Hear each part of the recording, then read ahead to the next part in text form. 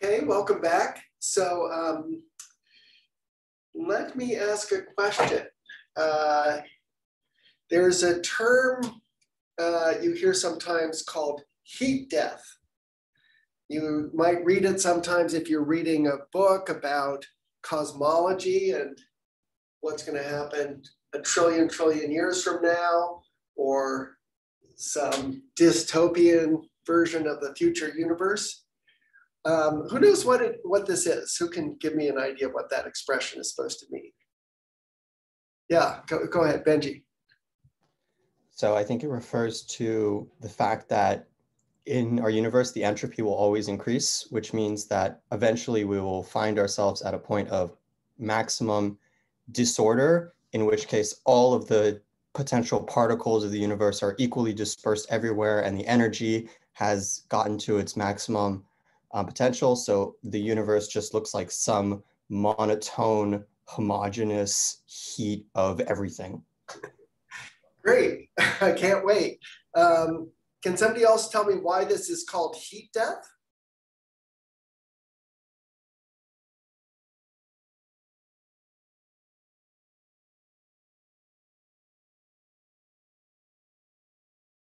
Yeah, Richard.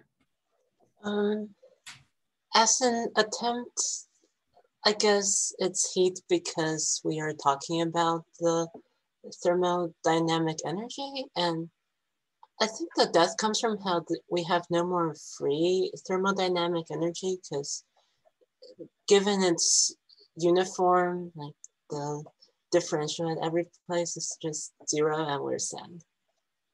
Okay. Let me ask you this. What do people think the temperature in this room will be, say, a trillion years from now? 0 Kelvin? 0 Kelvin, or at least less than 3 degrees Kelvin, which is the temperature of the microwave background radiation.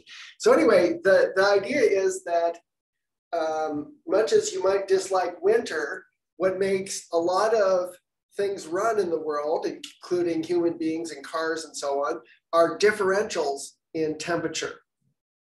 And if you ignore chemical reactions, there's a mathematical equation which describes how temperature distribution evolves in time. And what happens is very simple. When you put something hot next to something cold, the hot things gets colder and the colder things gets hotter.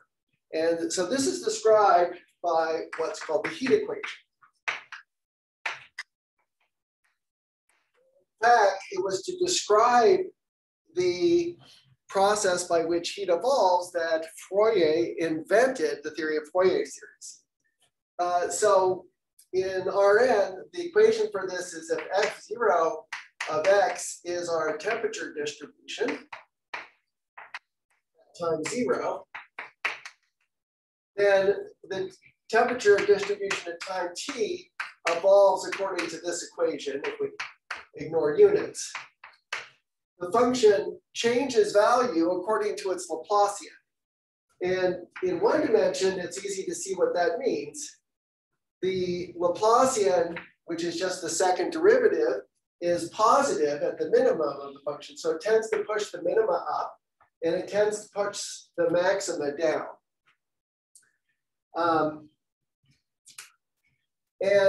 And so what happens is it tends to make the function become more nearly constant.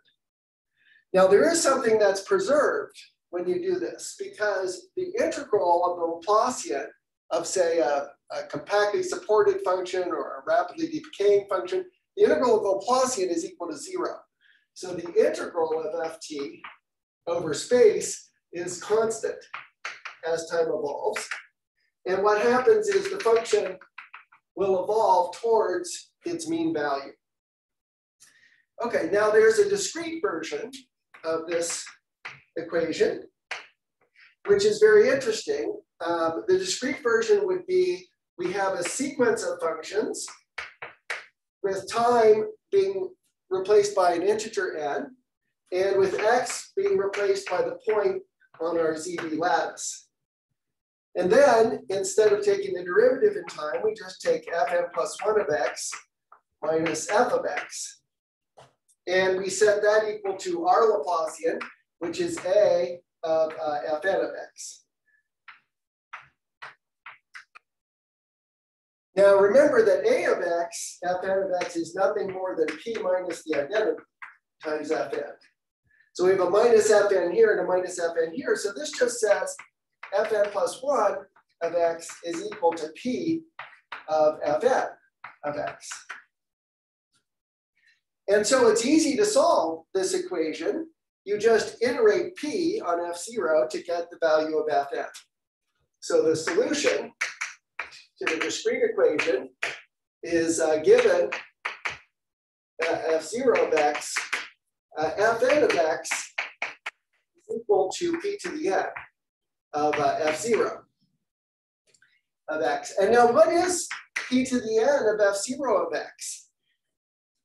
We have a probabilistic interpretation of what p does. It gives us the expected value after a random walk of length n. So fn of x is the expected value of f0 evaluated at xn, where this means, of course, the random walk starts at the point x. And what this means is that the random walk, which is some sort of diffusion process, gives an idea of a physical mechanism that, at least in a discrete approximation, explains why heat evolves in this way. So the idea would be that you have a point y, and there's some amount of energy at this point, or temperature, and you have some other point x, and that what happens is this energy starts moving away from y. Now, how does the energy diffuse? It diffuses because particles bump into particles, it's sort of random interactions, and gradually, whatever energy was present here moves until it contributes to the energy at this point, or contributes to the temperature at this point. But it moves in all directions at the same time by this random process. And the reason we're allowed to put the expected value here is there's not just one particle at each site. Each site is really a replacement for 10 to the 23 particles, or something like that. The number of particles, that Avogadro's constant gives in a liter. And so there's a huge amount of interactions between particles, and you can think of many random walks proceeding simultaneously, and then in the aggregate, they're described by this expected value. Okay, so this is called the heat equation, and it has this very natural picture. And we can say exactly what Fn is now probabilistically. It's the sum of Pn of xy times f of y, f0 of y, because this is just the probability that our random walk of length n, starting at x, ends up at the point y. So we take the weighted sum of the values of f over all the endpoints of the random walks of length n. That tells us what our temperature distribution will be at time n. Now, I mentioned that the total integral of f remains constant, and that's clear here because we know that the sum over n of Pn of xy, the sum over y of Pn of xy is equal to 1, because you have to be somewhere after n steps. So if you add up the probability that you're at any given point, then that adds up to 1. So because of that, the sum over x of fn of x, it remains constant as n changes. Okay, now there's something interesting you could do with this solution to the heat equation, which is you could try to experiment with adding up all the terms. Oh, and by the way, we've seen, for example, that in the one-dimensional case, what does this probability distribution look like? So we saw that for 20 steps, although it's discrete, it looks very much like a Gaussian with standard deviation square root of n. That's roughly what this probability distribution Pn, let's say starting at 0, looks like. And this quantity here is what's called the discrete heat kernel, because it's by convolving with this kernel that we solve the heat equation. And for the original heat equation on Rn, there's also a heat kernel, and the heat kernel is given exactly by a Gaussian whose standard deviation at time t is the square root of t. Okay, so I was thinking, what would happen if we were to solve the heat equation and then form this quantity f0 of x plus f1 of x plus f2 of x, and so on. So suppose we define capital F of x to be the sum from 0 to infinity of fn of x. The first thing you might wonder is, does that sum converge? So this would be given by, this value would be nothing more than the sum of Pn of xy times f0 of y, and then we sum where n goes from 0 to infinity, and we also sum over y.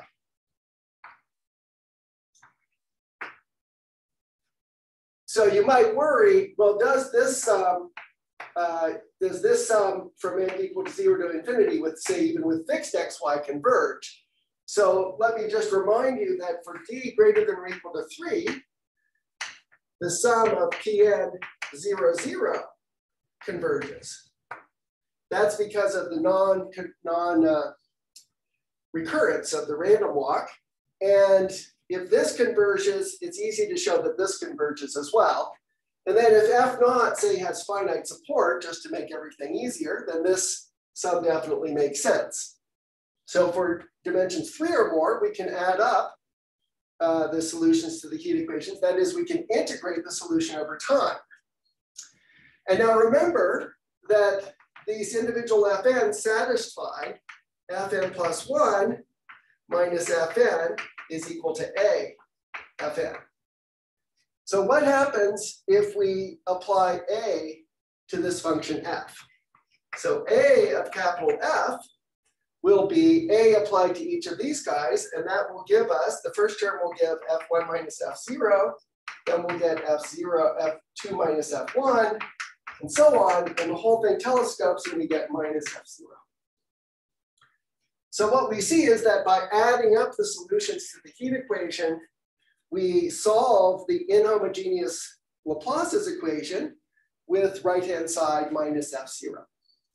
So I just connected once again the inhomogeneous Laplace's equation to what we called the Green's function last time. So this gadget here is by definition the Green's function on RD, on ZD applied to f0. And as you can see, its kernel is given by this infinite sum. Okay. I also wanted to just make one remark about to say that this kernel solves this problem is equivalent to saying that the Laplacian at x of g of x0 is equal to minus the delta function at the origin. And I just wanted to say once again, maybe a little more clearly, why this is obviously the case. Okay, so what is g of x0? It's the sum of the probability that after n steps, starting at 0, you land at x. So this is the expected number of visits to x along xn. And we let n go to infinity. Now the expected number turns out to be finite, partly because we're in d greater than or equal to 3. The path diverges to infinity. Why should this be a harmonic function? It's almost harmonic, except for this delta function. Well, that's easy. If you're at a point X and you're going to visit this point, so here comes my random walk. To visit Y, I have to first visit one of the neighbors of X, and then I get to visit X itself. So the number of times I visit X is just the average of the number of times I visit its neighbors. Because each time I visit its neighbors, I have a 1/2d chance of visiting X. And 2d is the number of neighbors. So that shows, in fact, that the Laplacian of this function, the expected number of visits, is equal to 0. Except there's one exception, which is at the origin. There is one case where a path reaches the origin without ever first visiting its neighbors. And that is just the case of time 0. At time 0, you get one visit to the origin. If you come back again later, you do have to go through a neighbor. But your initial visit has no previous visit to be examined. And that's why there's this minus delta naught here. Okay, now one more question that's kind of natural is, what do you do when D is 2 or 1? And the answer is, you use the fact that the solution to Laplace's equation is not unique. For example, any constant function can be added to f, and it won't change the value of the Laplacian. So to solve GF equals minus h on RD equals 2, one can use a renormalized Green's function, which is given like this. So we sum n goes from 0 to infinity of Pn of xy, but unfortunately that diverges. But we can subtract off a constant, and the constant we choose to put in here is the probability that you return to the origin after 0 n steps, starting at the origin. And so, of course, this will not affect the Laplacian, but it turns out that this function has a divergent sum because the random walk is recurrent. So does this function, but their difference turns out to have a convergent sum. For example, in the case of R2, this function will grow roughly like the logarithm of x as x goes to infinity. And that's consistent with the fact that on the complex plane, we were using this function g of z, which is log of the absolute value of z, versus on RD, where we're using this function g of x, which is a constant over the absolute value of x to the d minus 2. So this function is everywhere positive. This function is both positive and negative, however you write that. There is no positive Green's function on R1 and R2. Okay, so now we come to what I regard as kind of the main point of introducing random walks. Or rather, the crux of the interaction between random walks and the Laplacian. And this is the solution to the discrete Dirichlet problem.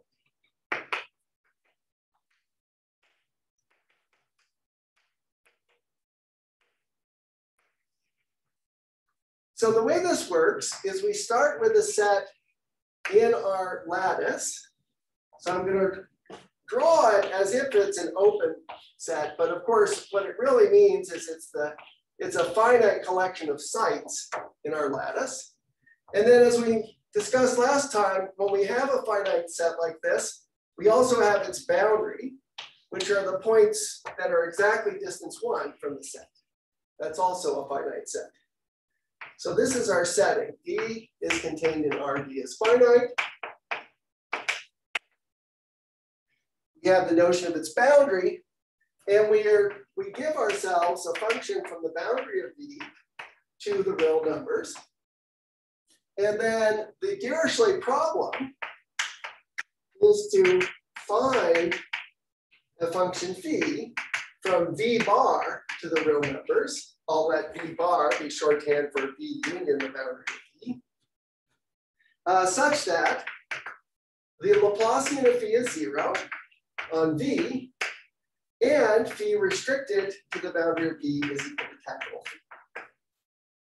Okay, so we want to put boundary values on the edge of v, and then we want to determine the unique harmonic extension to v itself. Why is the extension unique? By the maximum principle, which we proved holds for discrete harmonic functions. Now, if you were just interested in showing that this solution exists, it would be really easy. In fact, you've already done it on the homework. There's a simple dimension counting argument, which is really quite nice. Everything is finite dimensional here. There's only a finite dimensional vector space of functions on V. There's a simple dimension counting argument that there is a solution to this problem and that it's unique. In fact, the uniqueness is the key to proving it exists. It exists. But what we want to do is gain insight into how the value of phi at an interior point is related to the values on the boundary. And that's provided by the following simple solution. So the first thing is, what we want to do is take a random walk starting at a point in V, and we go around until we hit the boundary. Now, the time at which we hit the boundary is itself a random variable. It might take 10 steps, it might take 1,000,000 steps. So we let tau be the least n, such that x of n is, and actually let me call this tau of x,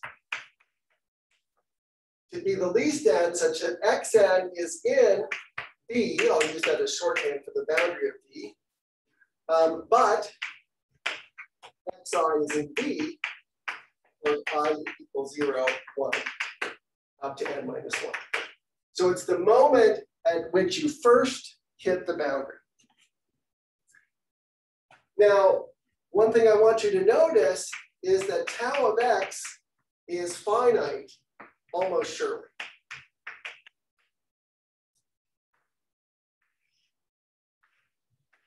In fact, if you start at any point here, you have a definite probability of hitting the boundary within, say, 1,000 steps, if, say, the diameter of the set is 10. And if you don't hit the boundary by then, you get to try again. So in other words, it's as if you're playing a game and you have a 10% chance of winning, and you get to play the game infinitely many times. Well, you eventually win. Because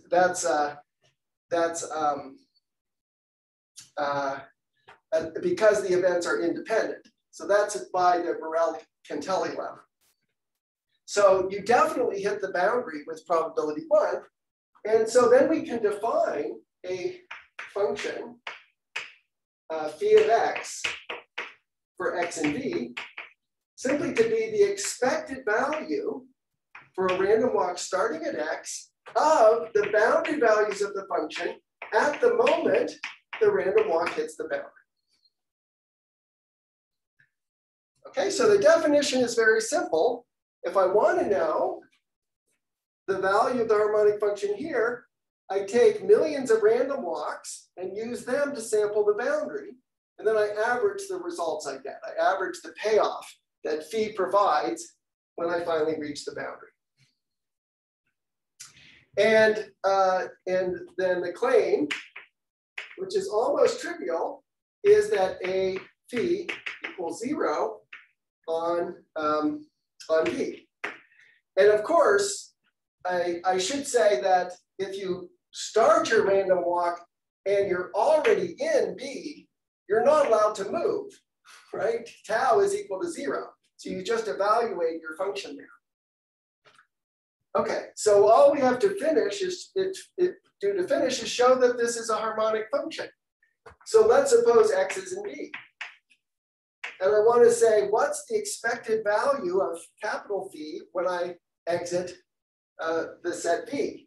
Well, to reach the boundary, I have to first take a step. And then from there, I will eventually go off and sample some values of phi.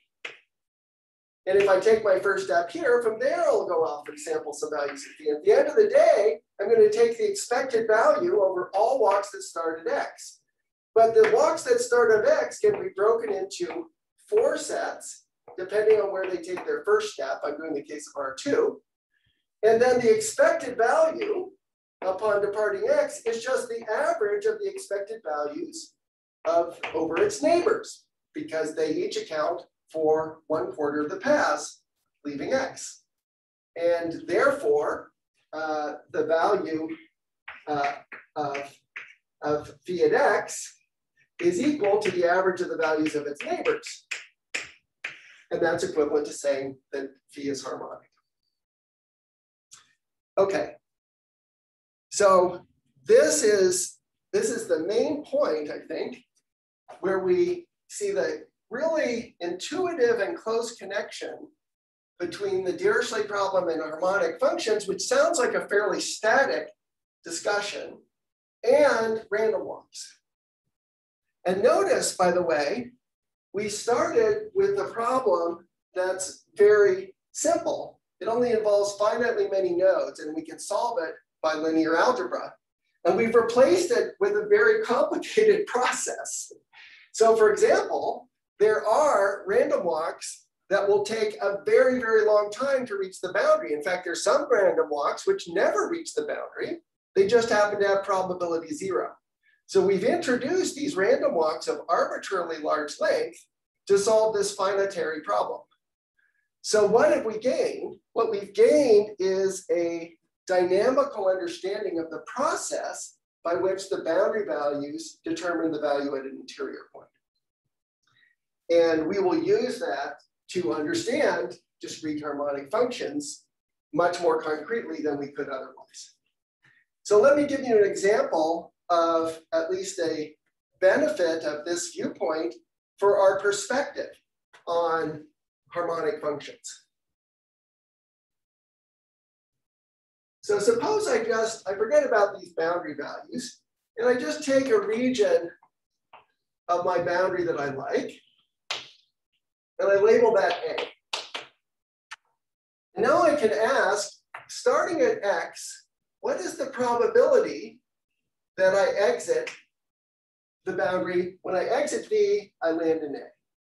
So the probability that a random walk starting at x exits through A when it leaves V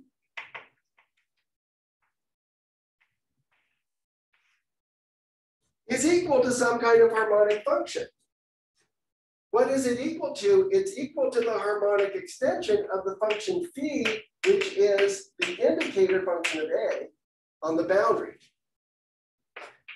Well, back in the days when we were doing complex analysis, we had a name for this function. Does anybody remember what it was called? A harmonic measure?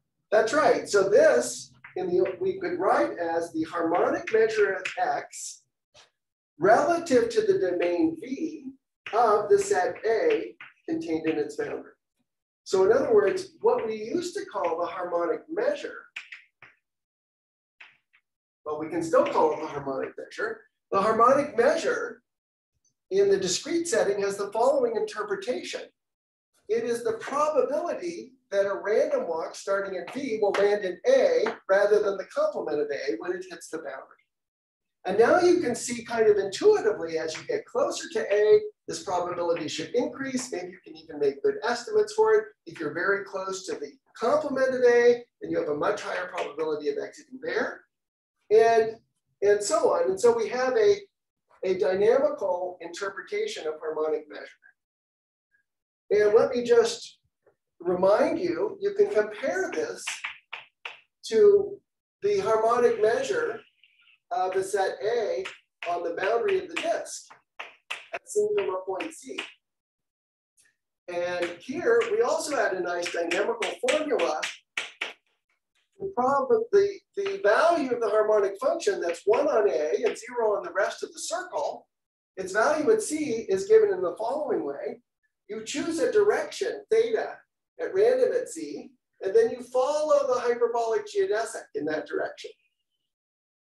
And it has a certain probability of landing in A and a certain probability of not landing in A.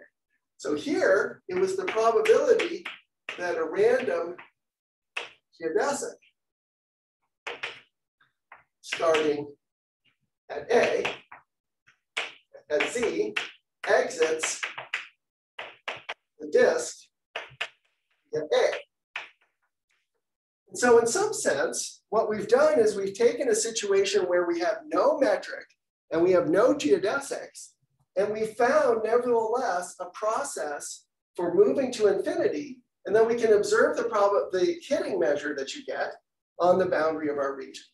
So that's our new version of harmonic measure in the discrete setting. Okay, so let's do a simple example. So so actually, maybe I'll set this up as gambler's ruin. This is one of my favorite topics in probability theory, and you can't take a course in probability theory without learning something about this. Gambler's ruin. It's sort of like the Pilgrim's Progress. It's a negative story, unfortunately. So gambler's ruin is the following. So it's going to involve an idealized roulette wheel. Now, on the roulette wheel, there's all these slots, let's say 36 total, and 18 are red and 18 are black. They're alternating, in fact, as you go around the wheel. And we're going to go gambling with $1,000. And our goal is to make $50. Not too ambitious. Given our resources, we should be able to do that just because of the random fluctuations. And our strategy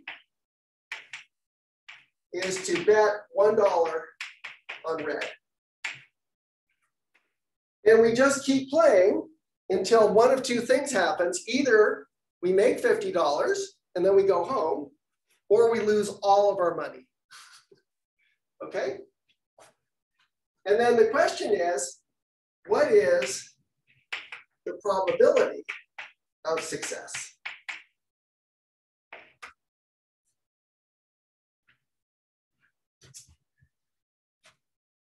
Gambler's ruin.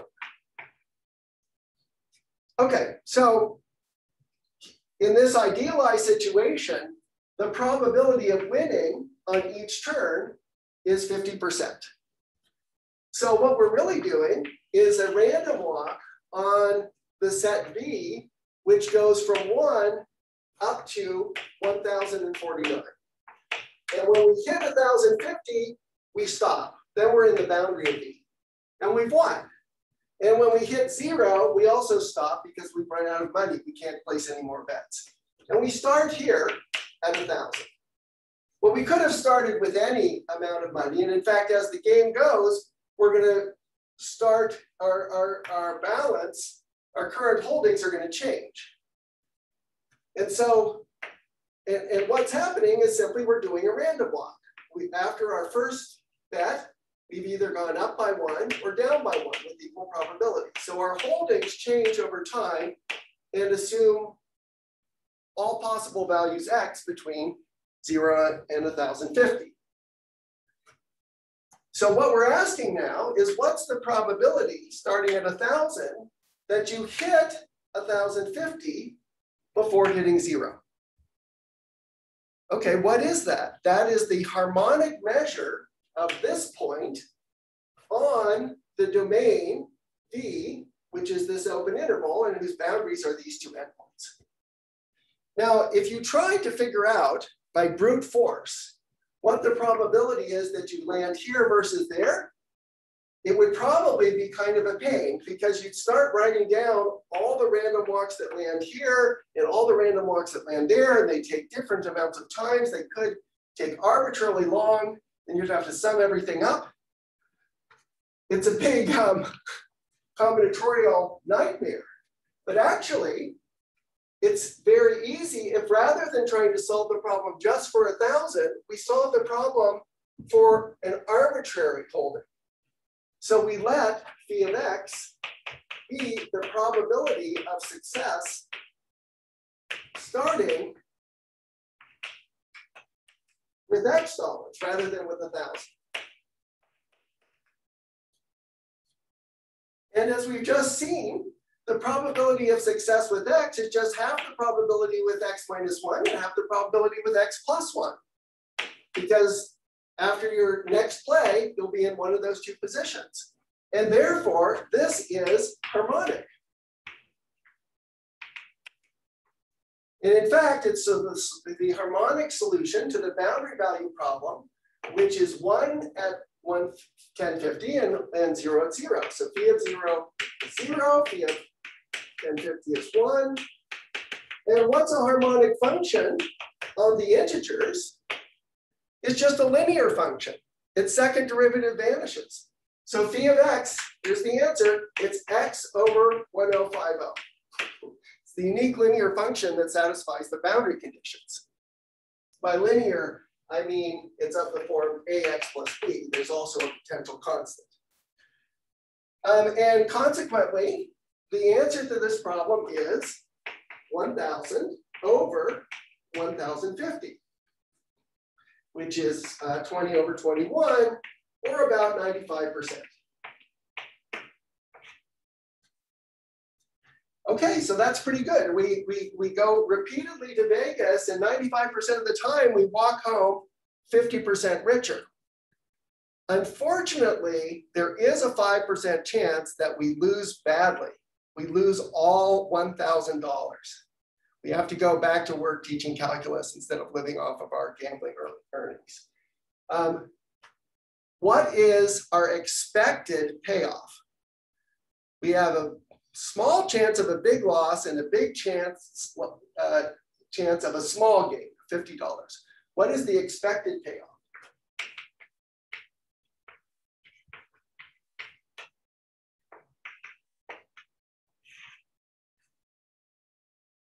Who can tell me without calculating? Yes. Whoever, yeah, Benji, you have your hand up. 0? It's 0, right. This is a fair game. So what we're looking at is the value of your holding along a random walk. And at each moment, the probability of being in one position or the other, you see your expected holdings at time t plus 1 are average out to be the expected holdings at time x. So in fact, the value of your holdings at time n forms a martingale. That's what happens when you have a fair game. So we didn't even need to do this calculation.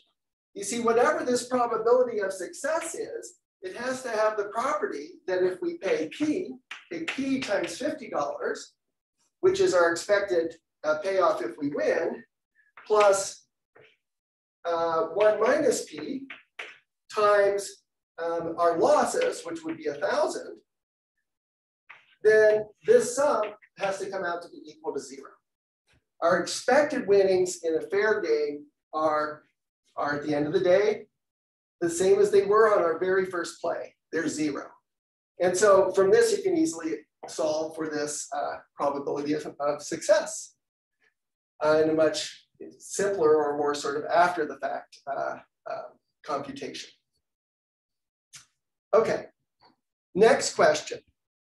How long is it going to take to win? I love this project. We're all going to go to Vegas and play roulette until we all make $50. Sure, one of us is going to lose all 1,000, but the other 20 of us are going to be very happy. How long are we going to have to reserve our hotel for?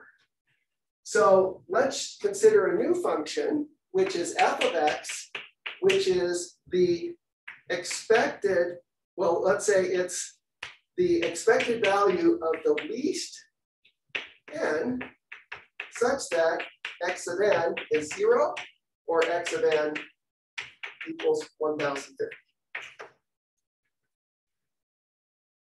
And what we've learned is that it's much better to try to solve this problem for all x at once rather than to try to solve it for the individual x, x equals 1000.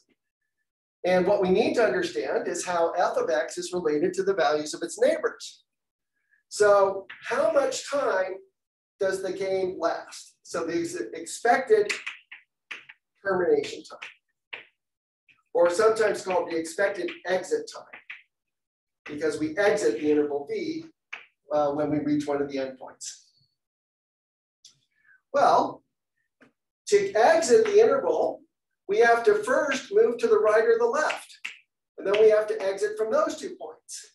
So the expected exit time is just the average of our expected exit times at the adjacent points. F of x plus 1 plus f of x minus 1, right? No, because it takes us 1 step to move to the adjacent points. So it's the expected exit time from the adjacent points plus 1, because we had to take 1 step just to reach the adjacent points. And what that means is that this function f of x satisfies the Laplace's equation, but it satisfies the inhomogeneous Laplace's equation. AF is equal to minus 1. Whereas here, this function, the chances of excess, that satisfied the homogeneous equation. Okay, so now we could figure out what the Green's function is, etc., and then solve for f of x. But it's easier to just figure out what it is. And there's a fundamental fact which is everyone should know. So let's start with the complex version.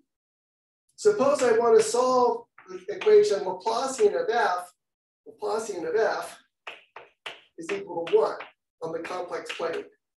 What's an example of a function that satisfies that? 1/2 c squared. Yeah, I mean, so actually, let me first do it on R. So in R, it just says the second derivative is 1. So if we take x squared over 2, this has the property that the Laplacian is equal to 1. What happens in the discrete setting? Well, in the discrete setting, the same thing works. If we set f of x equal x squared, then what is pf of x? It's x plus 1 squared plus x minus 1 squared divided by 2. And what you get is you get an x squared on both sides, so 2x squared, and then you get a plus 2x and a minus 2x. They cancel out, and then you get a plus 1 from both terms, and you divide everything by 2, and you get x squared plus 1. In other words, you get f plus 1. So that shows that the Laplacian of x squared is equal to minus 1 on z. Okay, so we expect the solution to our function to this equation to be something like x squared. But we also know what the exit times are at the boundary. The exit time is 0 if we're here, and it's 0 if we're here. So it has to be a quadratic function that vanishes at the boundary. Also, I think sorry, this is plus 1 here, right? PF minus F equals plus 1. So I expect to have a quadratic function, but it has to vanish at the boundary. So that's not too hard to figure out what it should be. In fact, f of x is nothing more than x times 1050 minus x.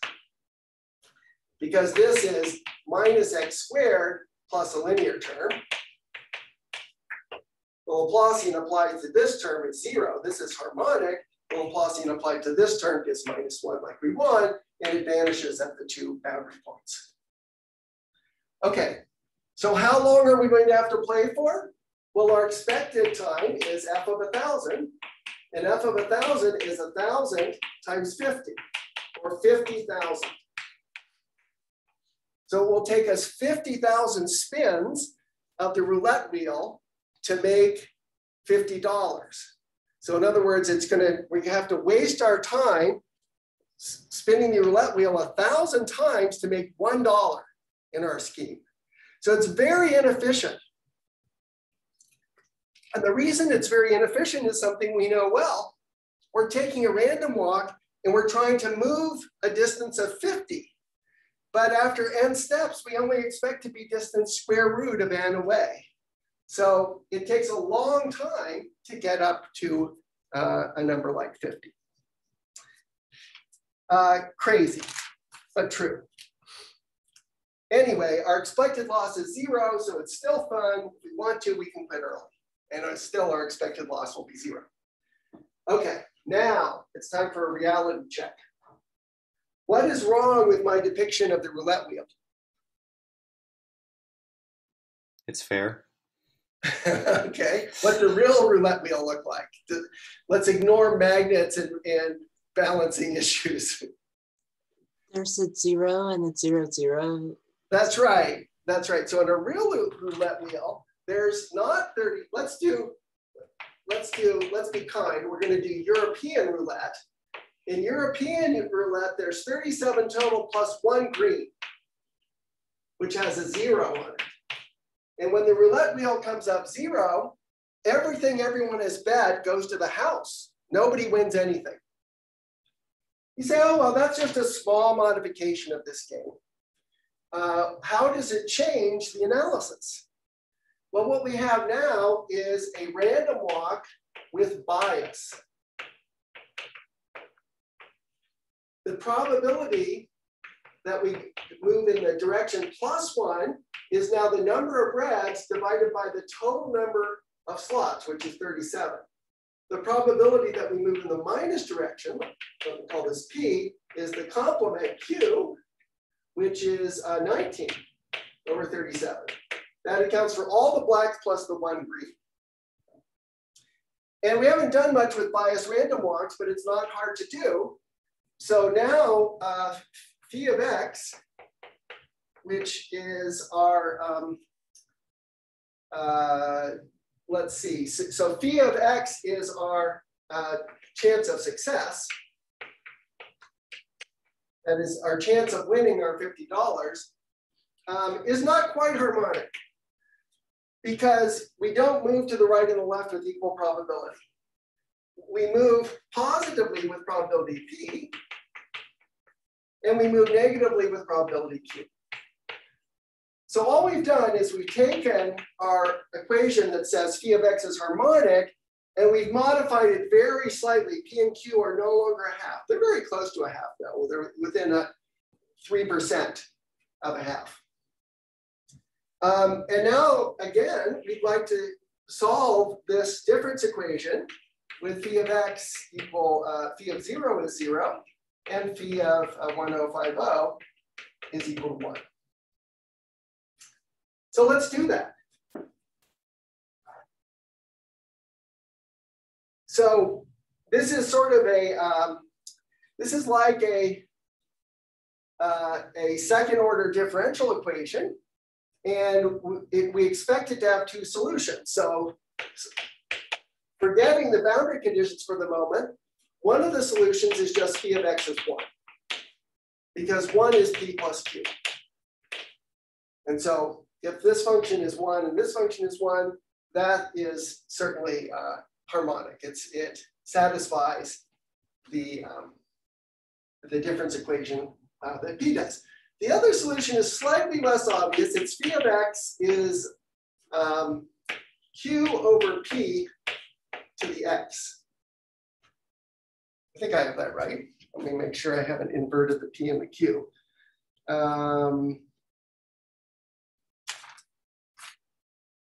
Yeah, so let's check this. So if we take, let's compute this quantity here. So that would be P times Q over P to the x plus 1 plus Q times Q over P to the x minus 1. Now you'll notice that this almost gives Q over P to the x, because here we've gotten rid of one of the P's on the bottom, but we haven't gotten rid of one of the Q's on the top. So there's a Q left in that term. And here we added a Q to the top, but we didn't add a P to the bottom. So we need to multiply this by an additional P. And then Q plus P is 1. And so indeed, this is a harmonic function in this biased sense, because this is phi of x. Okay, so now all we have to do is take these two solutions and put them together to solve our problem. And what we find is, so with the boundary conditions, a solution is given by phi of x equals, so we're going to need this Q over P to the x. And then when we put x is equal to 0, it has to vanish, right? Phi of 0 is equal to 0. So we can assure that by putting a minus 1 here. And now we have to scale it so that at 1050, it's equal to 1. So we just divide by Q over P to the 1050 minus 1. Okay, so that's our chances of success.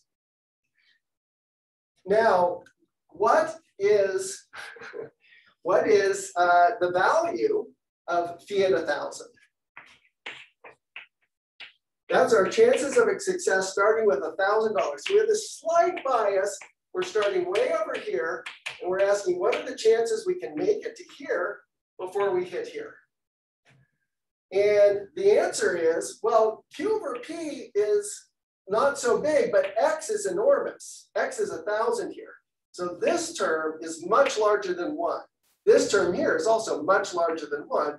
Let's ignore the ones. So a good approximation is that it's P over Q to the 50. And P over Q to the 50 turns out to be about 6%. So by adding the 1 0 to the roulette wheel, our chances of winning have gone from 95% to 6%.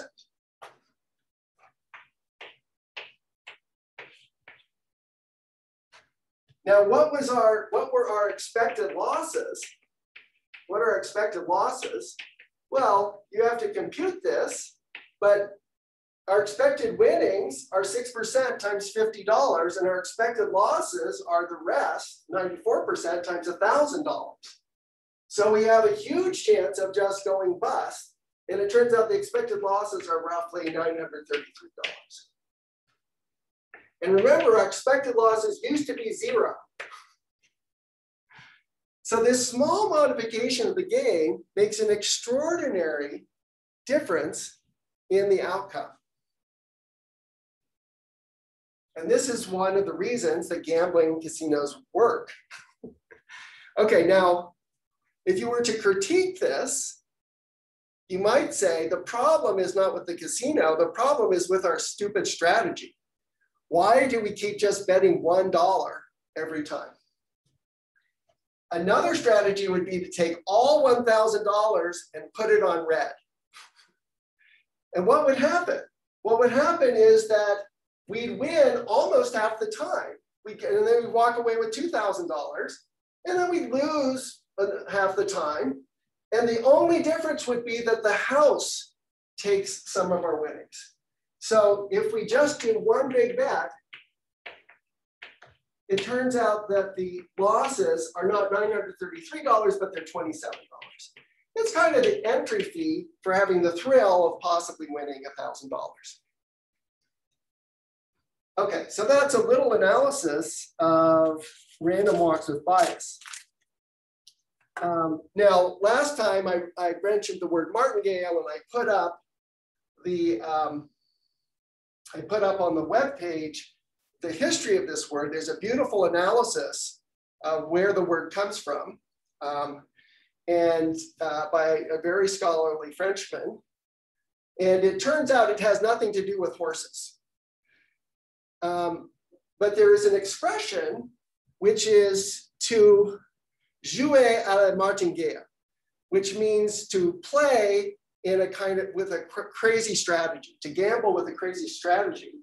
And the strategy is this: you play these 50% games like gambling on red, and if you lose, the next time you play twice as much, so that you recoup your losses and win more. And if you lose again, then you play 4 times as much as your initial bet, and so on.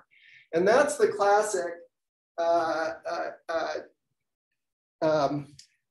gambling strategy to which this word refers, and which was eventually adopted by Dube and others to refer to the analysis of fair games. So this is an example of a game that is definitely unfair. And it turns out that the word martingale comes from a particular region in France, whose residents were attributed with the habit of playing recklessly. Okay. So what we see is there's already a lot of detail to be found in the analysis of random walks in one dimension. And what I want to aim for next is the use of random walks to prove that discrete harmonic functions converge to smooth harmonic functions in the limit. You see, if that were true, and we would have a very good way of solving Laplace's equation numerically in practice. Namely, we take our region, we replace it by a grid, we put boundary values around the discrete boundary of the region, and then we just solve for the answer in the interior. By the way, I'm not advocating that we solve the equation using random walks. That would take a lot of time. Solving the equation amounts to solving some linear equations that you saw in the homework, and this is how it's traditionally done. In fact, you have a sparse set of matrices, a sparse matrix, and you have to formally invert it to solve Laplace's equation. But what I want to do is prove that discrete harmonic functions become smooth harmonic functions in the limit. And this is a somewhat delicate matter because what we need to be able to do is show that we're going to start with this discrete harmonic function. It satisfies the maximum principle, but why should the limit be differentiable? And so what we need is some way of saying that when you move the point a little bit and you take a random walk and you see where you hit the boundary, that the place you hit the boundary changes only a little bit when you move the point. And although we will want to analyze this derivative type behavior in RD, or at least in R2, so we can apply it to complex functions, the analysis is underpinned by some more subtle results about what happens in one dimension.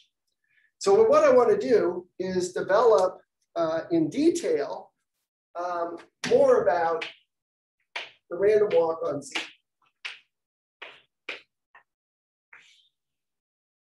We've already learned something interesting about the random walk on Z. We learned that if you're on an interval of length n and you're at position x, the probability of hitting the point n before you hit 0 is x over n. That's already an interesting piece of information. That has to do with the distribution of the random walk in space. And this is the first topic I wanted to address. Distribution of the random walk in space, which in this case means on Z. Okay, so there's a fundamental theorem here, which is called the central limit theorem.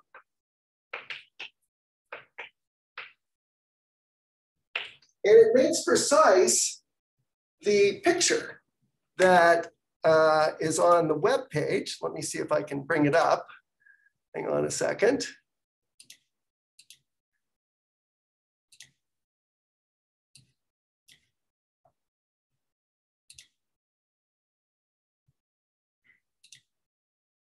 Okay, let's see if this works.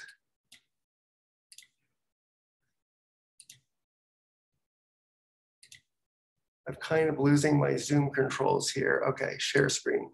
There we go. Okay. So there's a precise theorem which makes, which states what we're seeing in this picture, which is that a random walk of even a moderate number of steps, like 20 steps, so it's shown here, has a distribution in space that is on the integers, which is very well described by a Gaussian distribution. Okay, so let's state the theorem. So the theorem to this effect is for all t in the real numbers, the probability that x of n, that's our random walk, is greater than or equal to t times the square root of n. Remember, that's our expected distance from the origin, and that's the size of our what we think should be the standard deviation. This converges to the integral from t to infinity. Sorry, need a factor in front. 1 over the square root of 2 pi times the integral from t to infinity e to the minus x squared over 2 dx. So that's a pretty precise way of saying that the random walk is distributed according to this Gaussian. Now, what does this tense do? This means as n goes to infinity.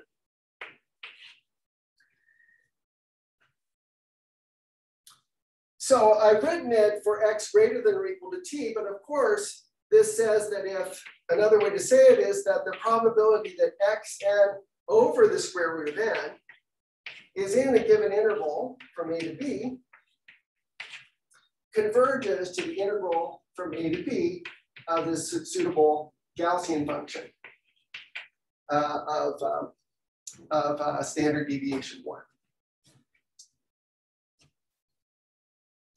Yet another way to think of it is it says that if we put down point masses at the integral points and weight them by the probability that after n steps, the random walk resides there, then we rescale the whole thing by 1 over the square root of n, we get a probability distribution on the real line that converges in a weak sense to the Gaussian measure.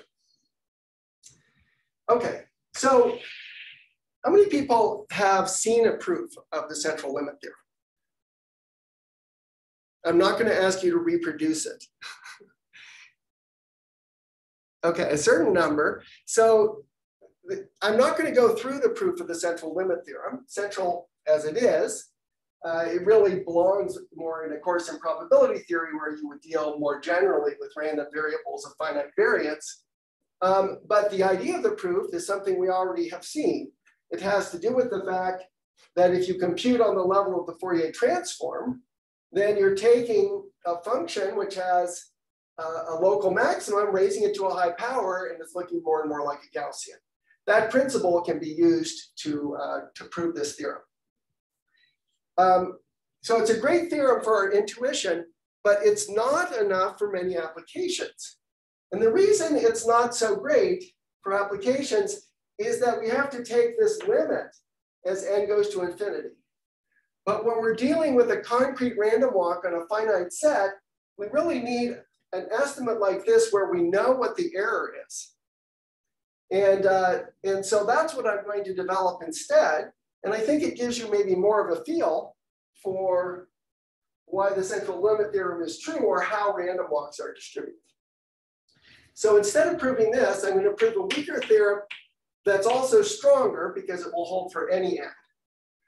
And it says the following: for every integer k greater than or equal to 0, the probability that the absolute value of x of n, that is the deviation of our random walk from the origin, lies in the interval from k to k plus 1 times the square root of n, is equal to big O of 2 to the minus k. So we expect our random walk to be located within a distance about square root of n from the origin. But what are the chances that it's, say, 10 times the square root of n from the origin?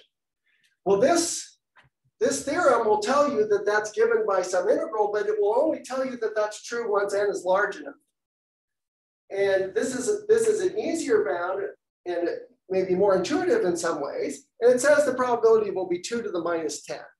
Now, when n is very large, it'll actually be more like 2 to the minus 100 because of this x squared here. But for many applications, that extremely rapid decay of the tail is not what we need, and just a simpler bound like this will suffice. Okay, so let's address the proof of this theorem.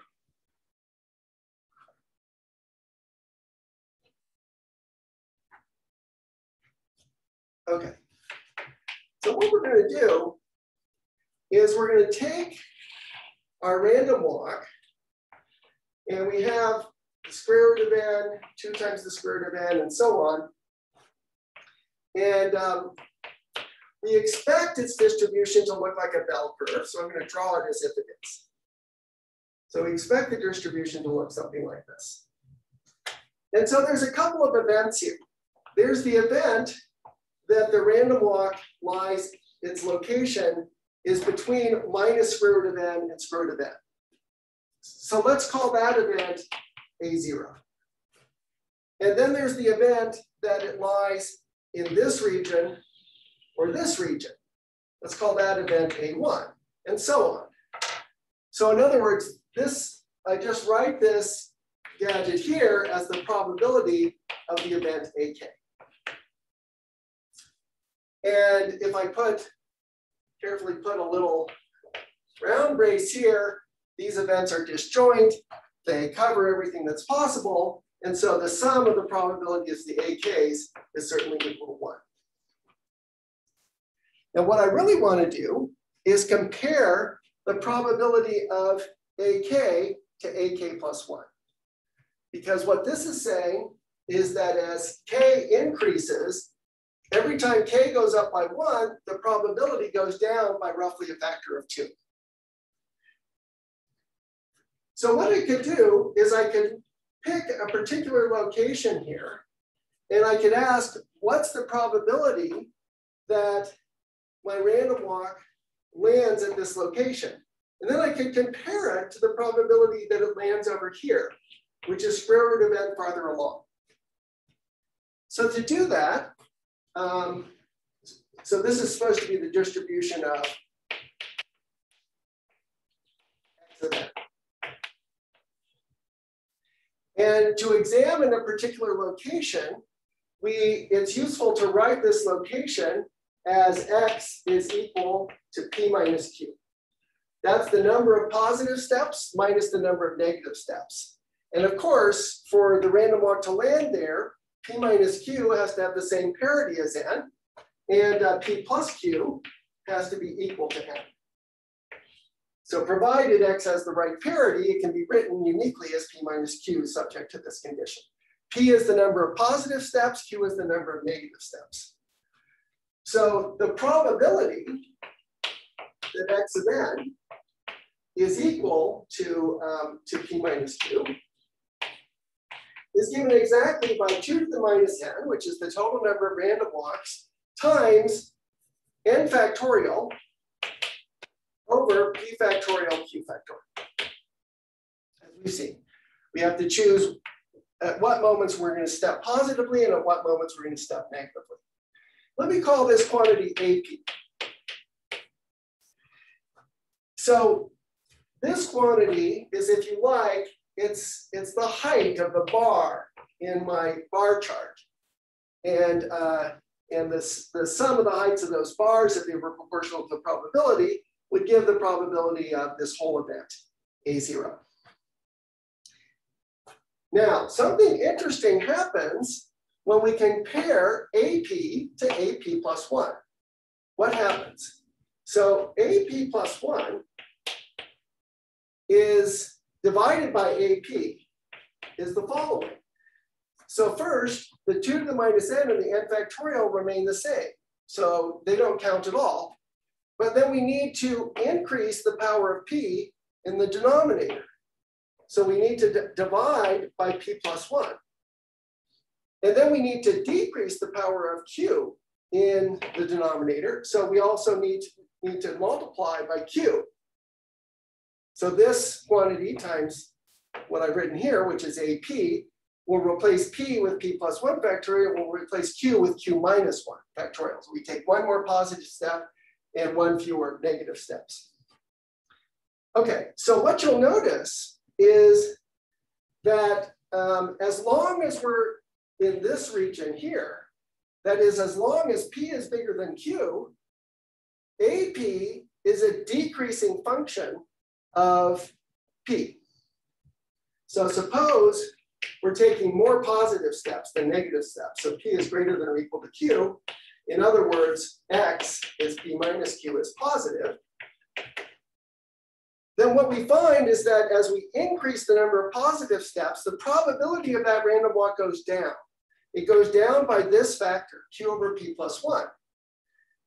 But as we increase P, the denominator goes up and the numerator goes down.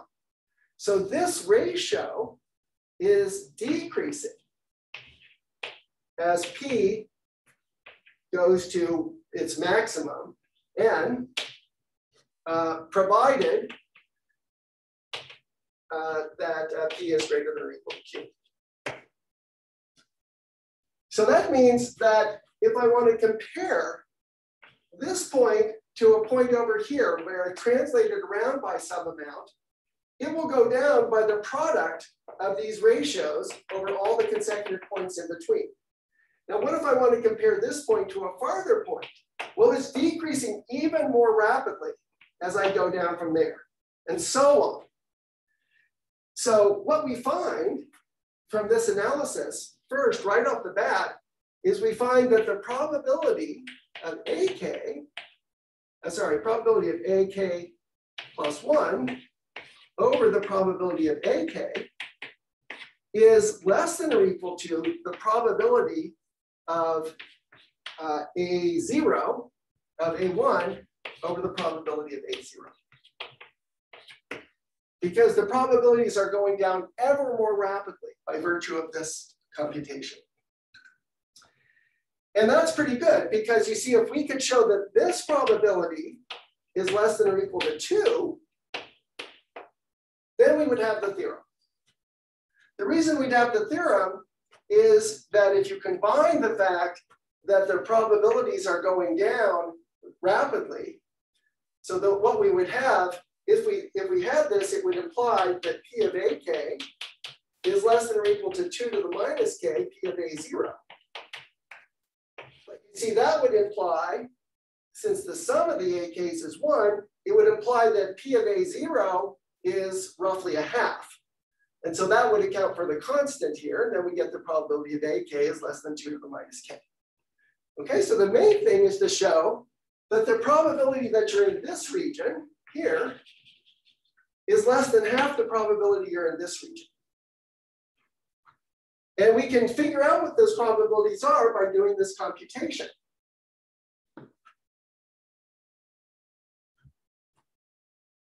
So the upshot is that the probability of A1 over the probability of A0 is less than or equal to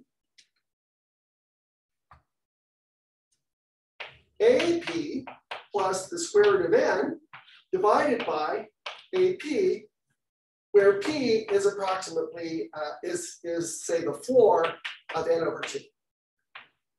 Where P is equal to, where P is the floor of n over 2, where we take almost exactly the same number of positive steps as negative steps. And so what does this look like? Well, we see exactly what it looks like here. So we're just taking a product of a bunch of terms, each of which looks like this, right? So it's AP plus 1 over AP times AP plus 2 over AP plus 1, etc., all the way out to the term that looks like this.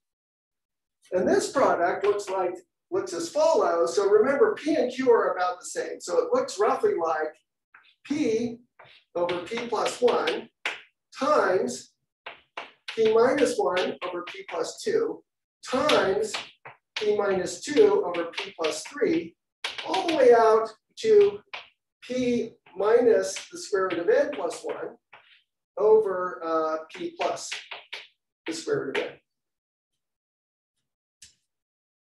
Now, if we were to divide through by p, we get a much simpler looking product on the top and the bottom. For example, on the top, we get something that looks like the product from 1 to the square root of n of just 1 plus 1 over plus 1 minus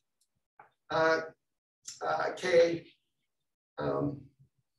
over, and then p is approximately n. Let me just replace it by n for convenience. Okay, so now there's a little exercise, which is to figure out what the size of this product is, but it turns out that this product converges to 1 over the square root of e. And by the same token, the product that's on the bottom here also converges to 1 over the square root of e. So altogether, this ratio is less than or equal to something that converges as n goes to infinity to 1 over e. And remember, what we were trying to beat was a half. Sorry, this should have been a half here. So as provided n is sufficiently large, this ratio is less than a half, and then the theorem follows. Okay, so there is no dependence on n in the sense that this theorem, it holds, say, without a big O here at all, when n is sufficiently large. And when n is small, there's only finitely many cases to consider. So we can absorb that into the constant that appears in front of the 2 to the minus k. Okay, so that's a sketch of how one can get at least an approximation to the central limit theorem that we'll use in our applications. Okay.